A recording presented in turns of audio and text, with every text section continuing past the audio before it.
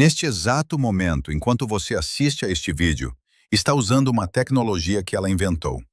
Não foi a Apple, nem um instituto militar, mas sim uma atriz de Hollywood que o mundo via apenas como uma boneca bonita.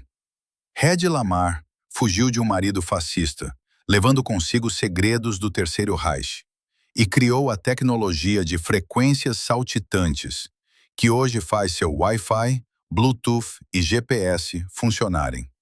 Mas quando ela apresentou sua patente ao governo dos Estados Unidos, riram dela e a mandaram vender beijos em troca de títulos de guerra. Os militares roubaram sua tecnologia. Hollywood aprendeu no papel de selvagem burra e ela mesma enlouqueceu, transformando seu rosto em uma máscara de Frankenstein com cirurgias plásticas.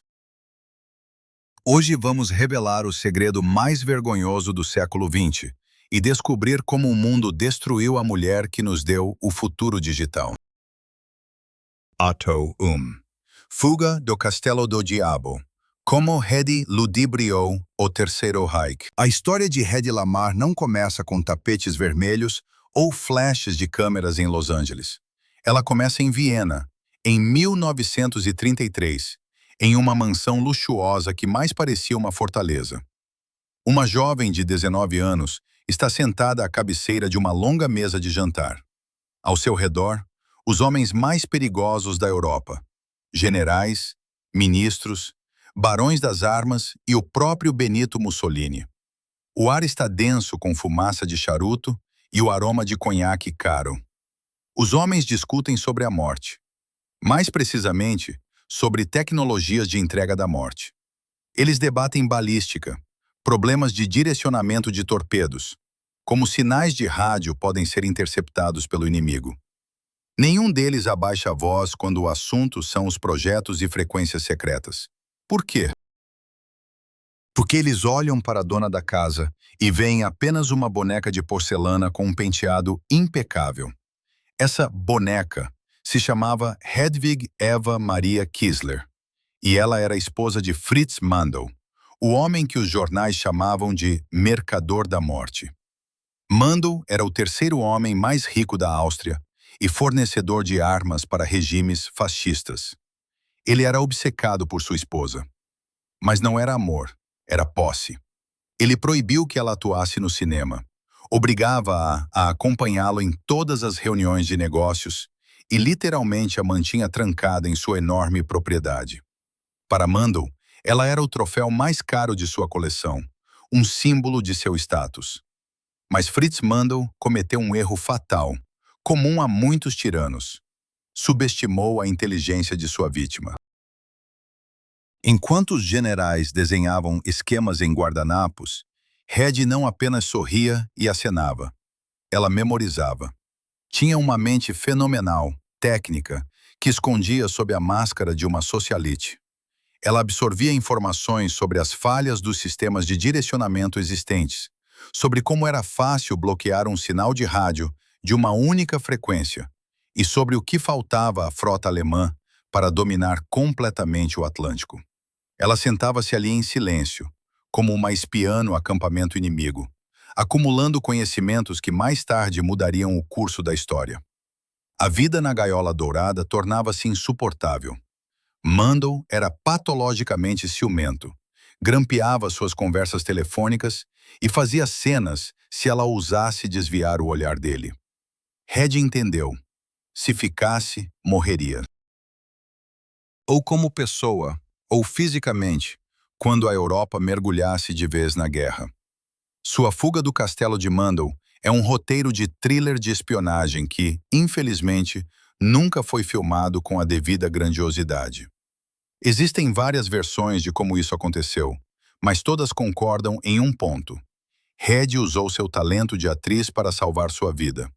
Em uma das versões mais dramáticas, ela contratou uma nova empregada, de compleição semelhante à sua.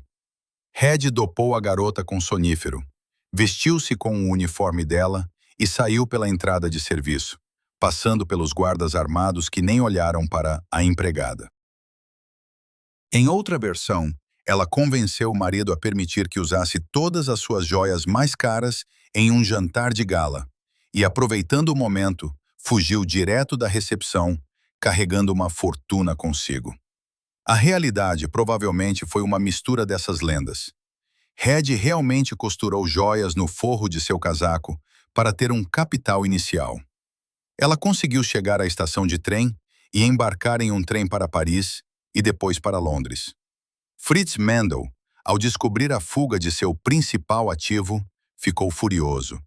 Ele acionou suas conexões na Gestapo e no submundo do crime, tentando recuperar a fugitiva. Mas era tarde demais. Hedy Lamarr cruzou a fronteira, levando consigo não apenas diamantes, mas também os segredos do Terceiro Reich em sua mente. Ela pensou que o pior havia passado. Ela escapou de um ditador que controlava cada um de seus passos. Em Londres, ela sentia o cheiro da liberdade. Mas ela ainda não sabia que, ao embarcar no transatlântico Normandy, rumo a Nova York, estava indo direto para as mãos de outro ditador.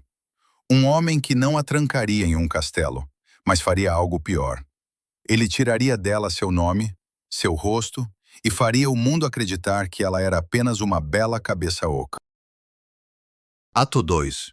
Êxtase e o pecado original. Mas antes de pisar no convés do navio rumo à América, precisamos voltar um pouco no tempo, para o momento que se tornou o pecado original de Hedy Lamarr. Um evento que, embora durasse apenas alguns minutos na tela, golpeou sua reputação científica com uma força da qual ela nunca se recuperou até sua morte.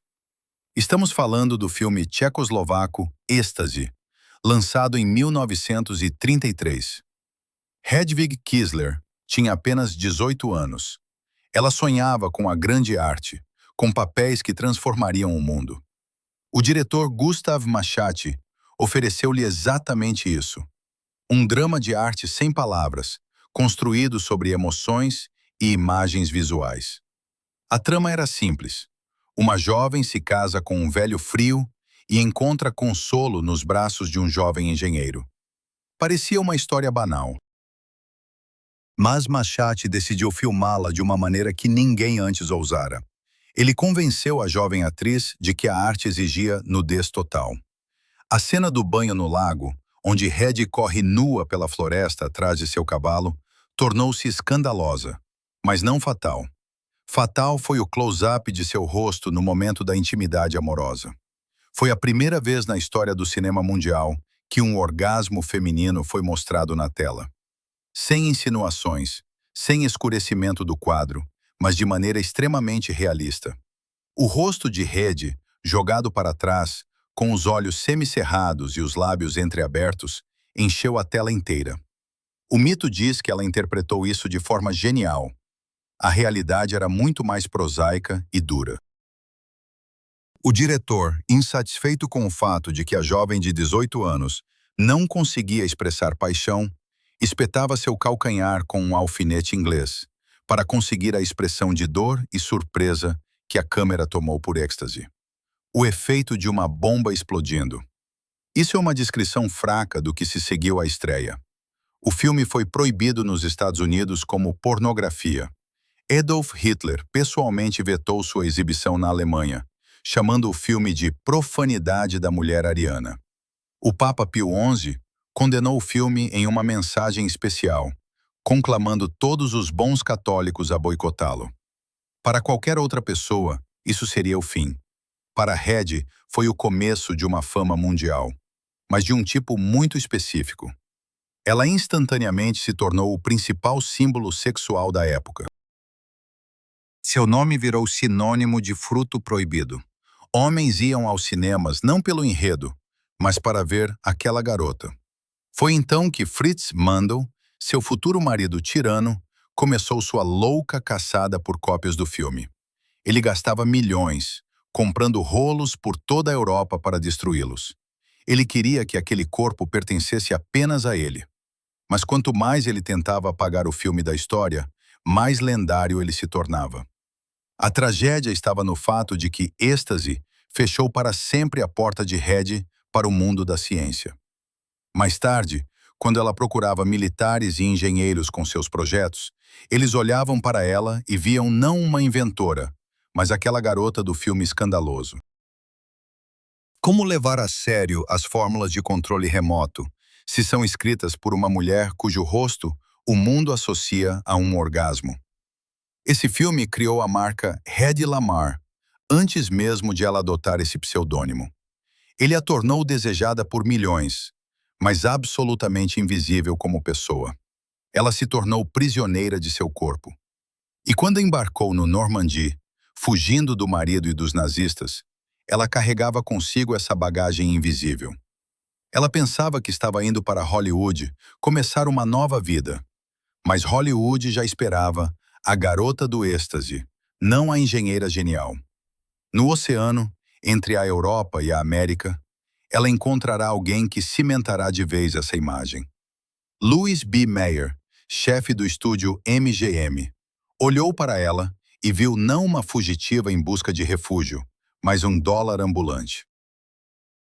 Ele já sabia como vendê-la para a América, mas ele ainda não sabia que na mente dela estava se formando um plano que poderia vencer a guerra. Ato 3. Sinfonia de Guerra, Piano, Torpedos e o Nascimento do Wi-Fi. 1940. Enquanto Hollywood brinda com champanhe e discute bilheteiras, na Europa, navios afundam. Submarinos alemães, as matilhas da Kriegsmarine, destroem impiedosamente embarcações civis, onde refugiados tentam escapar. Hedy Lamarr lê sobre isso nos jornais entre as filmagens, e seu coração se aperta de horror e raiva. Ela odeia os nazistas e conhece o ponto fraco deles. Na memória dela, ressurgem os jantares na casa de Fritz Mandl. Ela lembra do principal problema dos torpedos guiados por rádio: interferências. Se você envia um sinal para o torpedo em uma única frequência, o inimigo só precisa encontrar essa frequência e abafá-la com um ruído potente. O torpedo perde o controle e vira um pedaço inútil de metal. É como uma conversa entre duas pessoas em uma sala. Se alguém começa a gritar mais alto, seu interlocutor não te ouve. Hedy precisava de uma ideia para tornar a comunicação invisível. E ela encontrou, não em um laboratório, mas na sala de estar, ao lado de George Antheil. Antheil era o bad boy da música clássica, um compositor vanguardista que escrevia peças para hélices e sirenes. Eles se encontraram em uma festa, e Hedy, em vez de flertar, começou a falar com ele sobre armas. Ela viu nele alguém que entendia de sincronização. A ideia de Hedy era genialmente simples e, ao mesmo tempo, incrivelmente complexa para a época. E se a frequência não fosse constante? E se o transmissor no navio e o receptor no torpedo pulassem simultaneamente de uma frequência para outra, como pulgas? Imagine que você está tocando piano a 4 mãos. Você e seu parceiro conhecem a partitura. Você pressiona uma tecla e, no mesmo instante, seu parceiro pressiona a mesma tecla do outro lado da sala. Se o inimigo tentar abafar uma nota, você já estará em outra. Enquanto ele busca a nova, você já a trocou novamente. Para um observador externo, isso é caos, ruído aleatório. Mas para vocês dois, é uma sinfonia perfeita. Esse era o princípio das frequências hopping. Mas como sincronizar os mecanismos no torpedo e no navio em uma era sem microprocessadores? Aqui, a experiência de Antheil foi útil. Eles usaram o princípio do piano mecânico. Dentro do torpedo, havia um cilindro com pinos para perfurar cartões, que girava na mesma velocidade que o cilindro no transmissor. Eles sentavam no chão da sala de estar de Hedy, entre folhas de partituras e esquemas espalhados, desenhando o futuro das telecomunicações. Hedy propôs usar 88 frequências, exatamente o número de teclas de um piano padrão. Era sua saudação sarcástica ao mundo da arte, que a considerava tola. Juntos, eles criaram o Sistema de Comunicação Secreta. Não era uma teoria abstrata. Era um projeto de engenharia detalhado. No dia 11 de agosto de 42, Hedy Lamarr e George Antheil receberam a patente dos Estados Unidos sob o número 2 292.387. Pense nesse momento. A mulher mais bonita do mundo, de dia interpretando uma sedutora exótica no filme Carga Branca, à noite inventando uma tecnologia que estava meio século à frente de seu tempo. Ela não apenas deu a ideia, ela desenvolveu a arquitetura do sistema que hoje é a base de toda a comunicação sem fio no planeta. Sem suas frequências hopping, não haveria Wi-Fi, Bluetooth, nem comunicação militar segura. Red estava certa de que agora seria finalmente levada a sério. Ela colocou a patente na mesa do Conselho Nacional de Inventores e disse: "Eu sei como parar os submarinos alemães." Ela esperava ser enviada para um escritório de design. Ela esperava respeito, mas ela esqueceu onde estava. Esqueceu que, aos olhos dos homens que tomavam decisões, ela não era a engenheira Kissler, mas aquela garota do êxtase. E essa patente, em vez de ser seu triunfo, se tornou seu ingresso para um mundo de cinismo que quebrou de vez sua fé na humanidade. Ato 4. A fábrica dos sonhos como prisão. Quando Red pisou em solo americano, achou que havia escapado de uma prisão. Estava enganada. Apenas trocou de carcereiro. Seu novo dono era Louis Mayer, o todo-poderoso chefe do estúdio MGM. Mayer era um tirano que comandava Hollywood como seu feudo pessoal. Ele olhou para Hedwig Kissler e imediatamente decretou: "Judeus não estão na moda agora. E seu sobrenome soa alemão demais. Vamos mudar isso." No escritório de Mayer, Hedwig Kissler morreu. A garota curiosa e afiada, apaixonada por matemática. Em seu lugar, nasceu Hedy Lamarr. Mayer escolheu esse nome em homenagem à estrela do cinema mudo, Barbara Lamarr, que morreu de overdose 10 anos antes. Era um presságio sombrio, quase místico. Mayer batizou sua nova estrela em homenagem à garota que era bonita demais para sobreviver. Como se já tivesse programado seu destino. O contrato com a MGM não era apenas um acordo de trabalho. Era um pacto de venda de alma. O estúdio controlava tudo: com quem Red dormia, o que comia, como se vestia e o que dizia em público. Mas o ponto mais aterrorizante desse contrato implícito era a proibição do intelecto.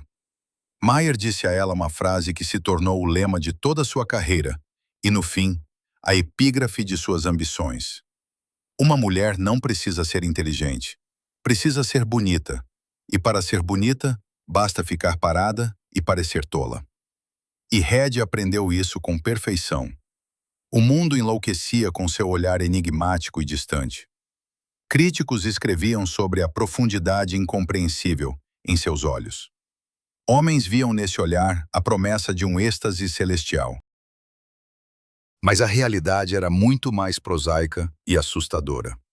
Aquele famoso olhar de Hedy Lamarr era o olhar de alguém morrendo de tédio.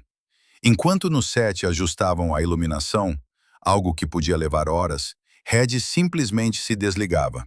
Ficava imóvel, como um vaso caro, permitindo que maquiadores ajustassem seu rosto e iluminadores moldassem sombras em suas maçãs do rosto. Nesse momento, sua mente estava longe. Ela resolvia equações diferenciais, reestruturava esquemas de semáforos urbanos, pensava em como melhorar o design de asas de avião. Sua enigmaticidade era uma reação de defesa. Desprezava os papéis que lhe davam. Em Hollywood dos anos 30 e 40, para uma mulher do seu tipo, havia apenas 2 papéis: sedutora exótica ou femme fatale, que destruía vidas de homens. Não lhe permitiam dizer nada mais complexo do que "me beije" ou "eu te amo". Imagine essa tortura.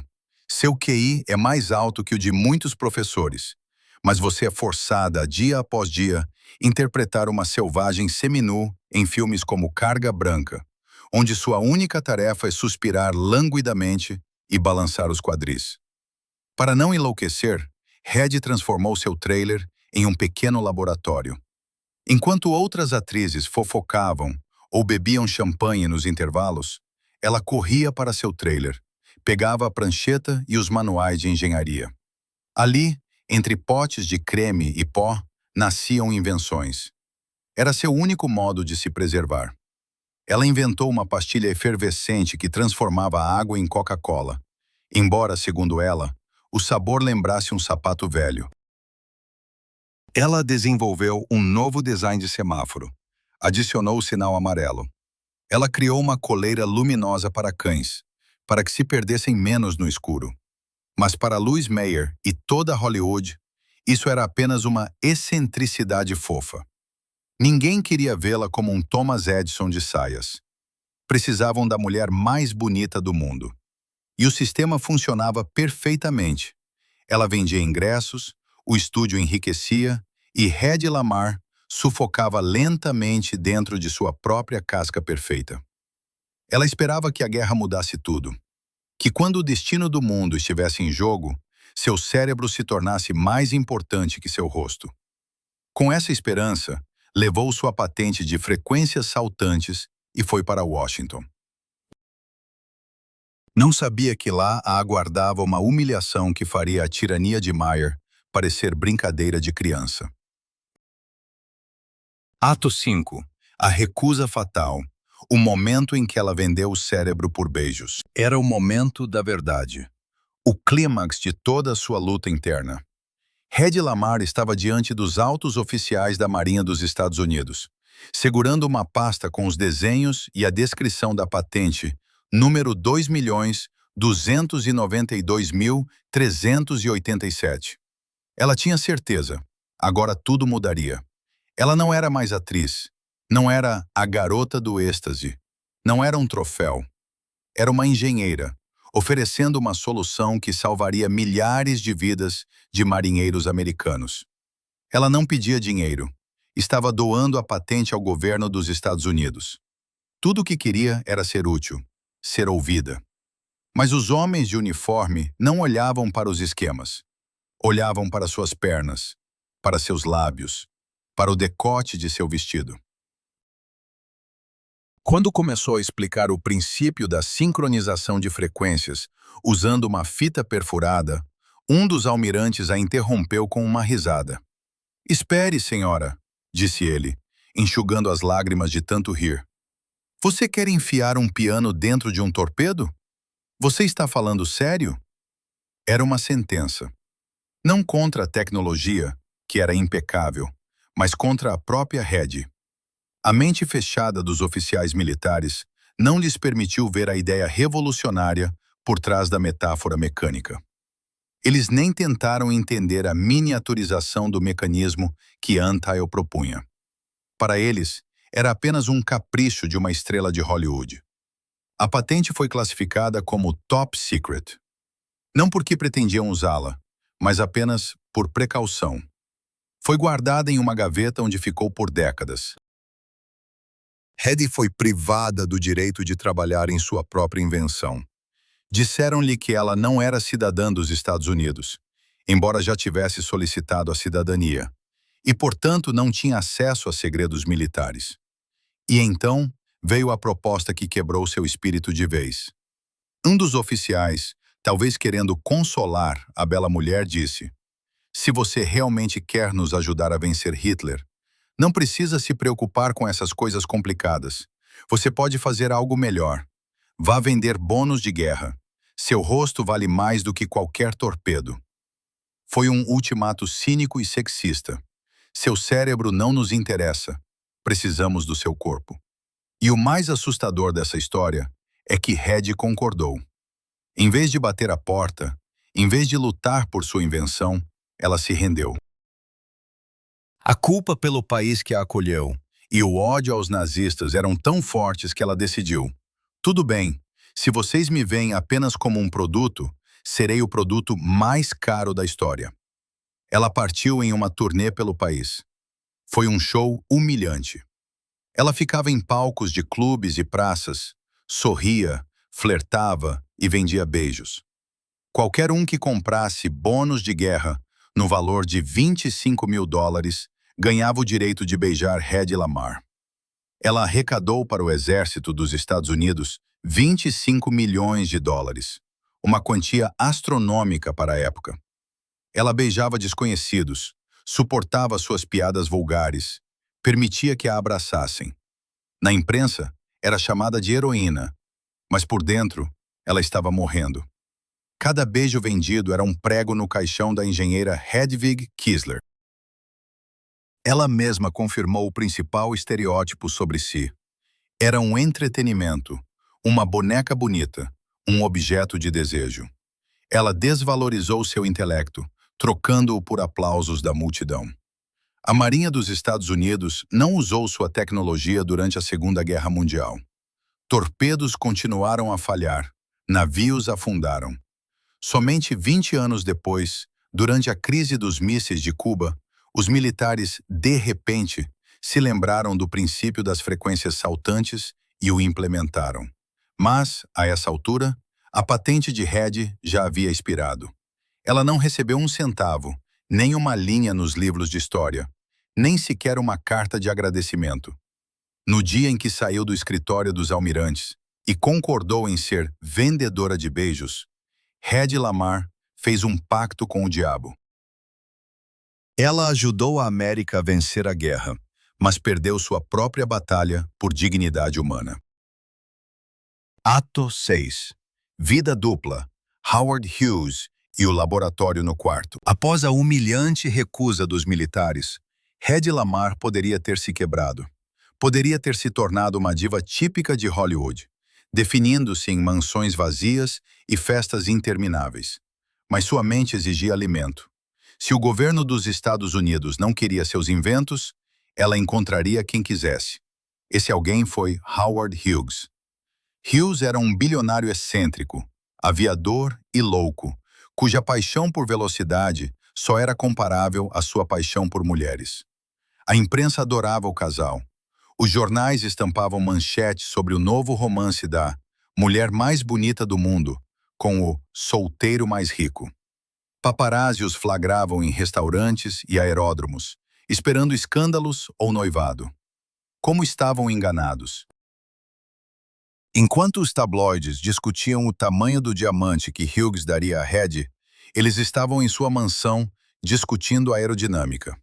Hughes era o único homem em Hollywood que olhava para Hedy e via não um objeto sexual, mas uma interlocutora igual. Ele não lhe dava flores. Ele deu a ela o que mais sonhava, um laboratório químico portátil. Imagine esse surrealismo, o set de filmagem de mais um filme. Hedy Lamarr em um vestido pesado de crinolina, peruca, coberta de maquiagem, correndo para seu trailer durante o intervalo. Mas em vez de retocar a maquiagem, ela coloca óculos de proteção e começa a misturar reagentes, presente de Hughes. Ela tenta criar uma nova fórmula para refrigerante ou um composto aprimorado para revestimento de asas de avião. Foi com aviões que surgiu uma das histórias mais marcantes de sua parceria intelectual. Hughes reclamou a Hedy que seus aviões não eram rápidos o suficiente. Ele sentia que o problema estava na forma das asas, mas os engenheiros não conseguiam propor uma solução radical. Hedy não era uma projetista de aviões, mas ela sabia observar. Foi a uma loja e comprou um livro sobre peixes e outro sobre pássaros. Passou o fim de semana estudando as criaturas mais rápidas da natureza, andorinhões e tubarões. Analisou suas silhuetas, sua aerodinâmica. Depois, ela foi até Hughes com um esboço a lápis. "Veja, Howard", disse ela, "suas asas são quadradas. Isso atrapalha o fluxo de ar. Elas deveriam ser inclinadas, como as barbatanas de um peixe ou as asas de um pássaro em mergulho." Hughes olhou para o desenho, depois para ela e disse, "Você é um gênio, Hedy." Ele imediatamente ordenou que seus engenheiros alterassem o design das asas conforme os esboços dela. Isso ajudou a aumentar a velocidade de seus aviões. Parece um sucesso, mas há um gosto amargo nessa história. Hedy Lamarr praticamente trabalhava como consultora para um dos maiores industriais da aviação do mundo. Mas fazia isso de graça, em segredo, como um hobby. Para Hughes, ela era a namorada genial, mas não uma parceira oficial. Esse período de sua vida é a ilustração perfeita de sua total solidão. Durante o dia, ela era uma boneca para milhões de espectadores. À noite, era uma engenheira não reconhecida para um bilionário louco. Em nenhum dos dois papéis, ela era completamente ela mesma. Hughes respeitava sua inteligência, mas estava muito consumido por seus próprios demônios para ajudá-la a se realizar profissionalmente. E Hedy, embriagada pela possibilidade de conversar com alguém na mesma língua, não percebia que estava novamente presa em uma armadilha. Ela gastava seu imenso recurso intelectual resolvendo problemas alheios, em vez de construir seu próprio futuro. Essa vida dupla a esgotava. O abismo entre quem ela era, inventora, e quem ela interpretava, a bela tola, tornava-se insuportável.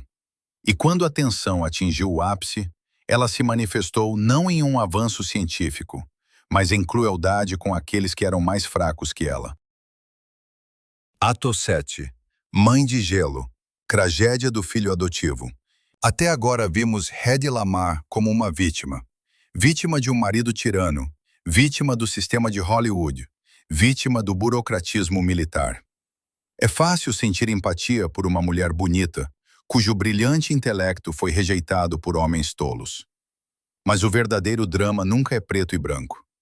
Para entender toda a extensão da tragédia de Hedy, precisamos olhar para o canto mais escuro de sua alma, onde vivia a mãe. E o que veremos lá pode chocar você. A genialidade muitas vezes anda de mãos dadas com a frieza emocional.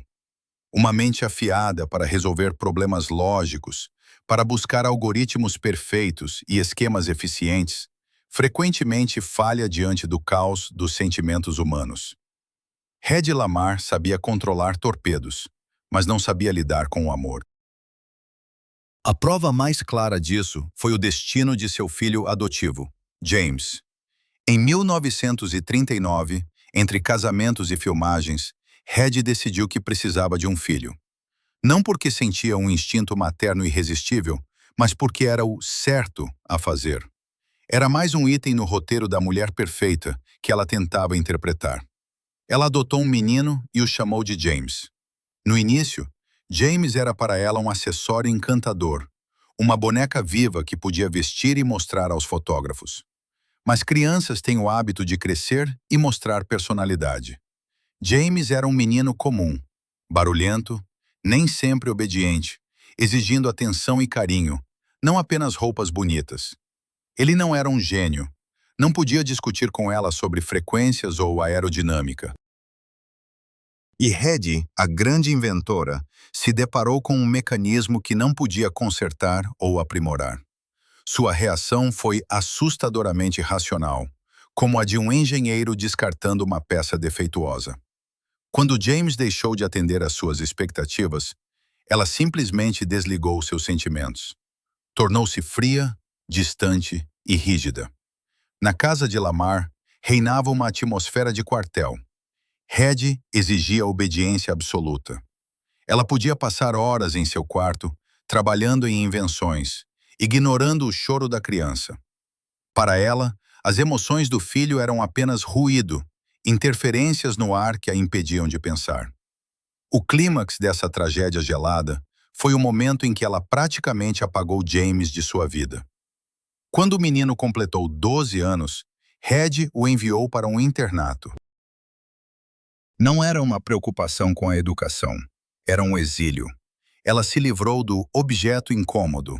A relação foi rompida. James cresceu sabendo que sua mãe era uma estrela mundial, a mulher mais bonita do mundo, amada por todos, mas que não conseguia encontrar uma gota de amor para ele. Mais tarde, quando Hedy teve seus próprios filhos biológicos, o abismo se aprofundou ainda mais. James se tornou um lembrete de seu fracasso, uma acusação viva de sua incapacidade de ser simplesmente humana. Mas o golpe mais cruel ela desferiu após sua morte. Em seu testamento, Hedy Lamarr detalhou para quem iria cada parte de sua herança. Ela mencionou seus filhos biológicos, amigos e até um policial que certa vez a ajudou. Mas o nome de James Lamarr estava ausente do documento. Nem um centavo, nem uma palavra. nem uma despedida. Isso não foi apenas uma decisão financeira. Foi uma destruição final, póstuma. Era como se dissesse: você não existiu na minha equação. A história com James destrói o halo romântico em torno de Red. Mostra que um intelecto elevado não garante sabedoria de coração. Hedy Lamarr queria tão desesperadamente que o mundo valorizasse seu cérebro que esqueceu do valor do calor humano.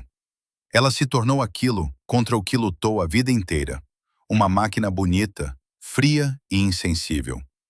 Essa é a face oculta da genialidade, a capacidade de ver a estrutura do universo, mas a cegueira total para as lágrimas de uma criança.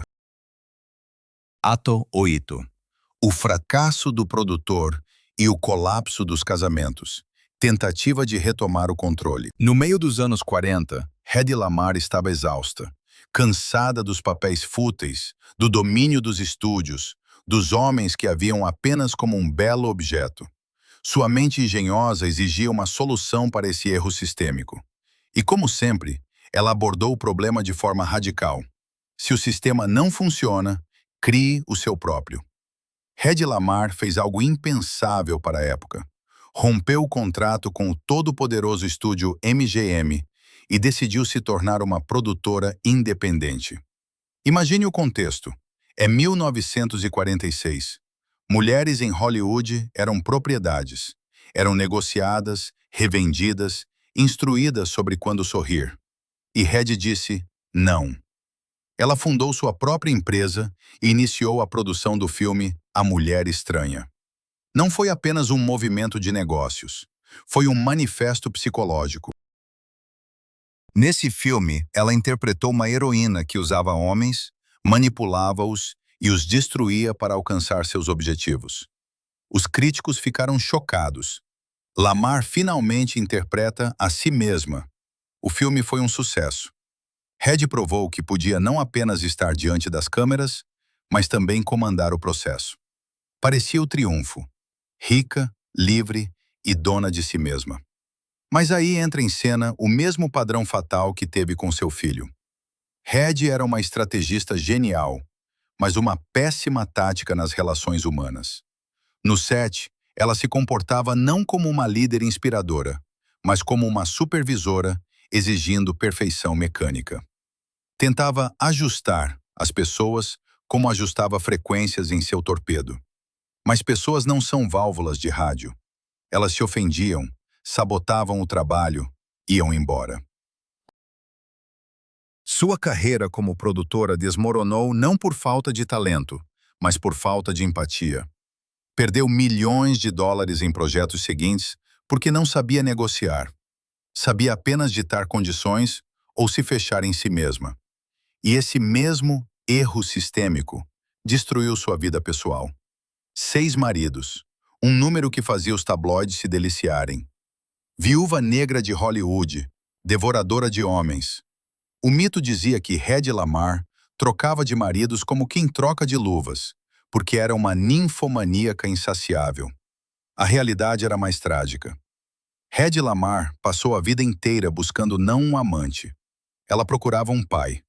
Alguém mais inteligente, mais forte, que pudesse protegê-la deste mundo cruel e, principalmente, compreendê-la. Ela dizia: preciso parar de me casar com homens que se sentem inferiores ao meu lado. Em algum lugar deve haver um homem que possa ser meu marido sem se sentir diminuído. Mas esse homem ela nunca encontrou. O roteiro de cada casamento era o mesmo: encantamento. O homem se apaixonava pela mulher mais bonita do mundo. Achava que estava se casando com um troféu. Choque. Após o casamento, descobria que a esposa não queria cozinhar jantares nem ouvir suas histórias sobre golfe. Ela queria discutir política, negócios e engenharia. Corrigia sua gramática. Zombava de seus erros lógicos. Colapso. O homem, cujo ego era esmagado pelo intelecto da boneca, começava a beber, trair ou se tornava agressivo. Hedy, ao ver isso, perdia o interesse instantaneamente. Para ela, ele se tornava um mecanismo quebrado. Ela sempre partia primeiro. Seu último casamento com seu próprio advogado de divórcio, ironia do destino, Louis Boyce, terminou em 65. Depois disso, ela ficou sozinha. No final dos anos 60, Hedy Lamarr perdeu tudo. Sua produtora faliu. Sua carreira de atriz terminou. Hollywood não precisava de deusas envelhecidas. Seus maridos desapareceram, deixando apenas processos judiciais. Ela ficou em uma casa vazia, cercada por esboços não realizados e lembranças de uma antiga glória. O dinheiro diminuía cada vez mais. E então sua mente brilhante, sem encontrar aplicação, começou a gerar impulsos estranhos e autodestrutivos. A grande Hedy Lamarr, a mulher que inventou o Wi-Fi, foi a uma loja para roubar. Ato 9. Kleptomania como um grito de socorro. No dia 27 de janeiro de 1966, em uma loja de departamentos chamada Macy's, em Los Angeles, a segurança deteve uma mulher. Ela agia de forma estranha, perambulava pelos corredores, pegava itens das prateleiras e os colocava em sua bolsa, sem sequer tentar esconder suas ações. Quando foi parada na saída, encontraram em sua bolsa produtos não pagos no valor total de $86. Não eram diamantes nem perfumes caros. Eram um maiô, cartões de felicitações e chinelos. Quando o segurança pediu seus documentos, quase os deixou cair das mãos. A foto mostrava uma lenda. A mulher detida por roubar quinquilharias baratas era Hedy Lamarr. A notícia se espalhou instantaneamente pelo mundo. Jornais que por anos ignoraram suas tentativas de voltar ao cinema ou lançar novos projetos, agora estampavam manchetes enormes. Estrela de êxtase, pega roubando. A sociedade ficou em choque. Todos faziam a mesma pergunta. Por quê? Hedy não era pobre. Em sua carteira, no momento da prisão, havia cheques no valor de $14.000. Ela poderia comprar toda aquela seção da loja sem problemas. Psicólogos chamam isso de kleptomania, um desejo compulsivo de roubar, não para enriquecimento, mas pelo próprio ato. Mas no caso de Hedy Lamarr, era algo muito mais profundo e trágico. Era uma forma distorcida de buscar justiça. Pense na lógica dela. Durante toda a vida roubaram dela. Maridos roubaram sua liberdade, trancando-a em gaiolas douradas. O estúdio MGM roubou seu nome verdadeiro e identidade, transformando-a em mercadoria. O governo dos Estados Unidos roubou sua invenção, classificando a patente como secreta e não pagando um centavo. O mundo roubou o reconhecimento de sua inteligência.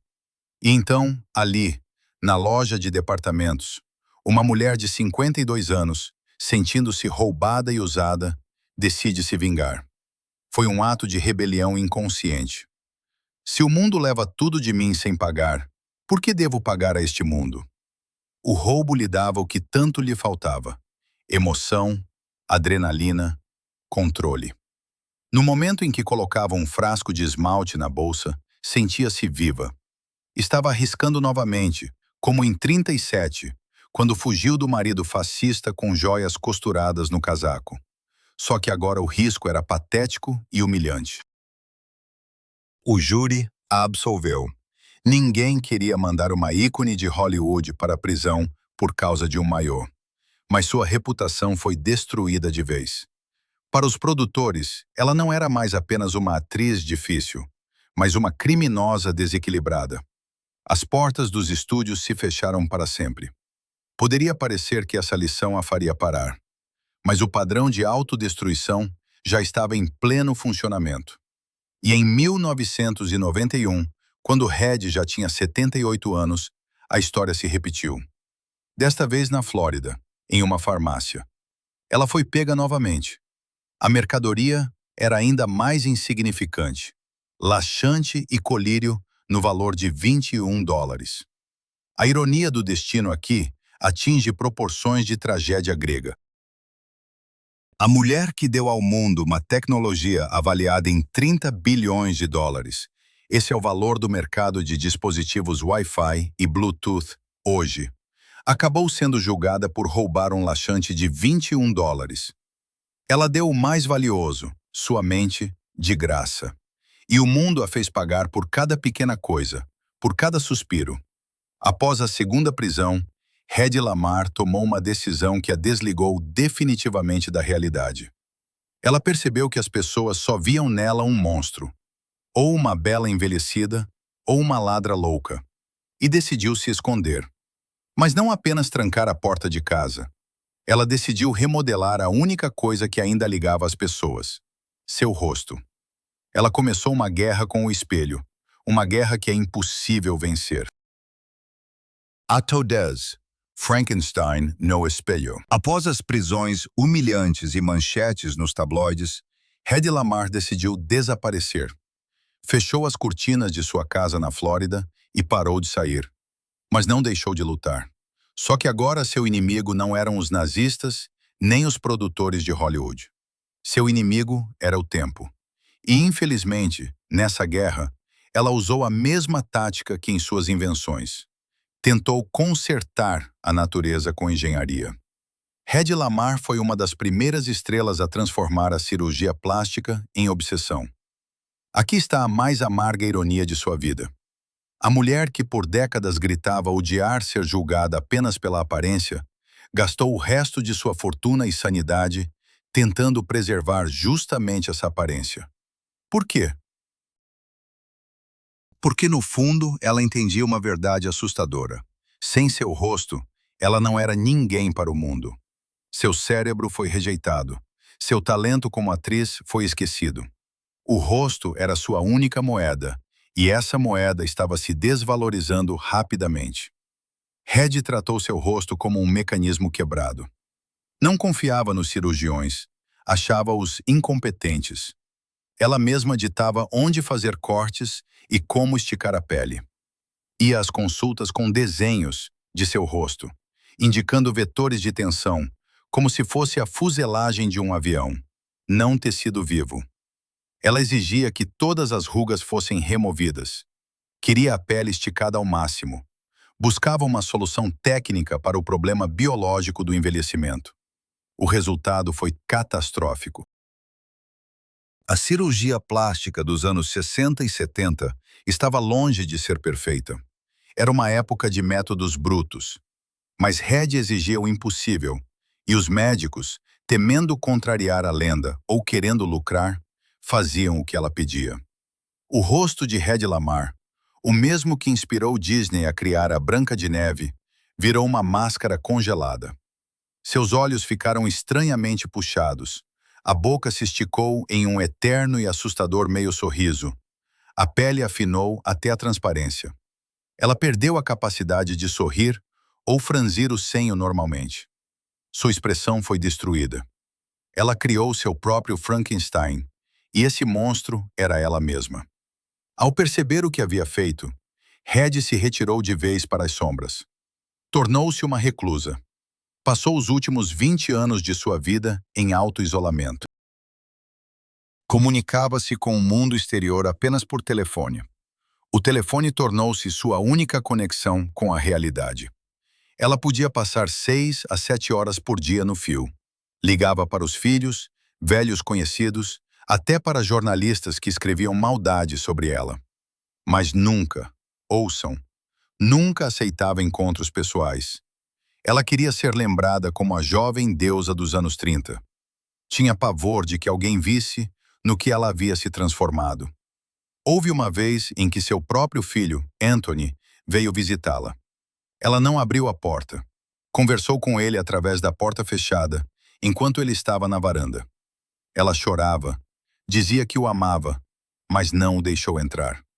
A vergonha era mais forte que o amor. Nesses anos, ela vivia em um mundo de fantasias. Pelo telefone, contava aos interlocutores que escrevia roteiros, que preparava novas invenções, que estava tudo ótimo.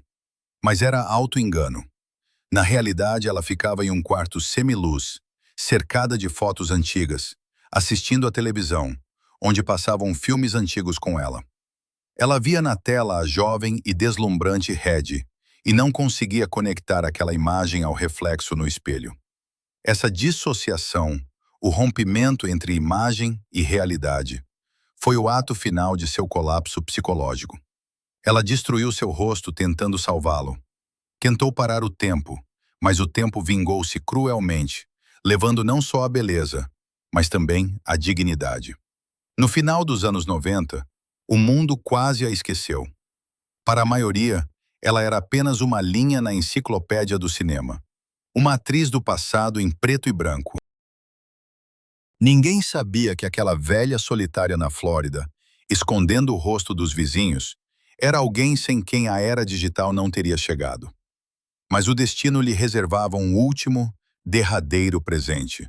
O reconhecimento veio. Mas como tudo na vida de Hedy Lamarr, veio tarde demais e com um gosto amargo. Ato 11. Reconhecimento tardio e morte na solidão. Os anos 90 estavam em pleno andamento. O mundo mudava rapidamente. Computadores pesados se transformavam em notebooks pessoais. Os primeiros celulares surgiam, e a palavra internet deixava de ser um termo restrito para entrar nos lares. O planeta se envolvia em uma teia invisível de comunicação sem fio. A ironia estava no fato de que cada ligação de celular, cada byte de informação enviado por Wi-Fi, funcionava graças a um princípio que, meio século antes, fora rabiscado em um guardanapo por uma mulher que agora vivia reclusa na Flórida. Hedy Lamarr já tinha mais de 80 anos. Estava quase cega. Vivia de uma modesta pensão do Sindicato dos Atores e praticamente não saía de casa. O mundo a havia esquecido como atriz, e como inventora, nem sequer a conhecia. Mas a nova era trouxe novos heróis, geeks de computador, engenheiros e historiadores da tecnologia. Foram eles que, ao vasculharem velhas patentes, se depararam com o documento número 2.292.387. O nome do autor, Hedy Kizler Markey, lhes parecia familiar. Quando juntaram os fatos, ficaram chocados. Descobriram que a mãe do Wi-Fi e a garota do êxtase eram a mesma pessoa. Em 1997, a Electronic Frontier Foundation, EFF, a organização mais prestigiada no mundo dos direitos digitais, decidiu corrigir essa injustiça histórica. Concederam a Hedy Lamarr o prêmio Pioneer. Era o Oscar para programadores e engenheiros. Mas Hedy não compareceu à cerimônia. Ela não podia permitir que o mundo visse seu rosto envelhecido, remodelado por cirurgias. Em seu lugar, o prêmio foi recebido por seu filho Anthony. Quando os representantes da fundação ligaram para informá-la sobre o prêmio, esperavam lágrimas de gratidão, a voz trêmula de uma senhora feliz por ser lembrada. Mas Hedy Lamarr permaneceu fiel a si mesma até o fim. Ao ouvir sobre o prêmio, ela ficou em silêncio, e então proferiu uma frase que se tornou lendária por sua precisão mordaz. Bem, já era hora. Nessas palavras não havia gratidão. Havia a amargura de alguém que esperou por aquela ligação por 55 anos. Ela não disse, obrigada. Ela perguntou, onde vocês estavam quando eu era jovem? Onde estavam quando os almirantes riam de mim? Onde estavam quando eu vendia beijos? Esse reconhecimento não lhe trouxe dinheiro. A patente já havia expirado, e os lucros bilionários das tecnologias de comunicação fluíam para os bolsos das corporações, não para sua criadora. Mas o destino lhe reservou uma última, cruel piada. No final dos anos 90, a empresa Corel decidiu lançar uma nova versão de seu editor gráfico, o Corel Draw 8. Para a capa da caixa e campanha publicitária, escolheram o rosto de Hedy Lamarr. Pegaram sua foto dos anos 30, redesenharam em vetor e a colocaram na embalagem. A empresa não pediu sua permissão. Consideraram que o rosto da estrela já era de domínio público. Mas esqueceram com quem estavam lidando. Aos 84 anos, Hedy Lamarr, cega, doente, vivendo na escuridão, entrou com um processo. Essa foi sua última batalha. E foi cheia de um trágico absurdo. A mulher que destruiu seu rosto com cirurgias plásticas, que o escondia dos vizinhos e familiares, lutava ferozmente pelo direito de controlar a imagem de sua beleza jovem. Ela não processou por dinheiro. Embora tenha conseguido, a empresa lhe pagou US$ 200.000 e se comprometeu a pagar uma porcentagem das vendas por 5 anos. Ela processou pelo direito de propriedade sobre si mesma. Durante toda a vida, homens e estúdios tomaram seu rosto e o usaram como quiseram. Agora, à beira da morte, ela disse: "Basta, é meu." Essa vitória no tribunal foi seu último ato público. Hedy Lamarr morreu em 19 de janeiro de 2000. Tinha 85 anos. Morreu dormindo, em sua cama, completamente sozinha. Não havia maridos, nem filhos, nem fãs ao seu lado. Apenas a televisão e o telefone. De acordo com seu testamento, seu filho Anthony levou suas cinzas para a Áustria e as espalhou sobre a floresta de Viena. Ela voltou para o lugar de onde fugira 67 anos antes. O ciclo se fechou. A garota que queria conquistar o mundo voltou para casa como vento e poeira. Tu epílogo. O legado das frequências. Começamos esta história com um paradoxo. A mulher mais bela do mundo, que ninguém ouvia. Encerramos com uma realidade que supera qualquer expectativa, por mais ousada que seja. Hoje, neste exato momento, você está dentro da mente de Hedy Lamarr. Olhe para o seu smartphone. Vê aquele pequeno ícone de Wi-Fi no canto da tela? Ou o símbolo do Bluetooth, quando conecta seus fones de ouvido? Esse é o autógrafo dela. Esse é o monumento dela. Não é de bronze nem de mármore. É feito de ondas de rádio invisíveis que atravessam o planeta. Hedy Lamarr morreu sozinha, em uma pequena casa na Flórida, ressentida com o mundo que, para ela, havia roubado sua vida. Mas, na verdade, ela venceu. Foi uma vitória dilatada no tempo, uma vitória que ela não chegou a ver com seus próprios olhos, mas que todos nós sentimos. Essa é a suprema, quase divina, ironia de seu destino. Ela passou a vida inteira tentando fazer as pessoas amarem seu intelecto, não apenas seu rosto. Ela falhou em vida. Os homens a viam como uma boneca. Hollywood a via como mercadoria. Até seus próprios filhos a viam como uma estátua fria. Mas a morte colocou tudo em seu devido lugar. Seu rosto, aquele rosto que enlouquecia Hitler, Mussolini e muitos outros homens, desapareceu. Ele se dissolveu na história, tornando-se apenas uma bela imagem em revistas antigas. Cirurgias plásticas, velhice e o tempo o destruíram.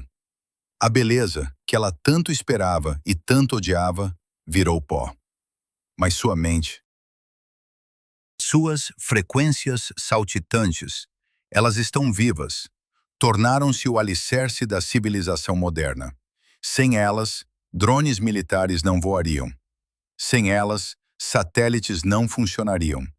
Sem elas, você não poderia assistir a este vídeo agora.